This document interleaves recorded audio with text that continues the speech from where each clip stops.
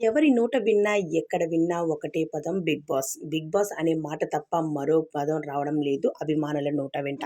అయితే big boss హౌస్‌లో ఆ కంటెస్టెంట్స్‌గా అడుగు పెట్టడానికి చాలామంది పోటీ పడుతూ ఉన్నారు. అలానే చాలామంది యూట్యూబర్స్ కూడా ఒకరి తర్వాత ఒకరు వెళ్ళడానికి సిద్ధమైపోతూ ఉన్నారు. ఎందుకు అంటే బిగ్ బాస్ హౌస్‌లోకి వెళ్ళిన ఏ కంటెస్టెంట్‌కి కూడా తనకంటూ ఒక మంచి జీవితాన్ని ఇచ్చేస్తుంది బిగ్ బాస్.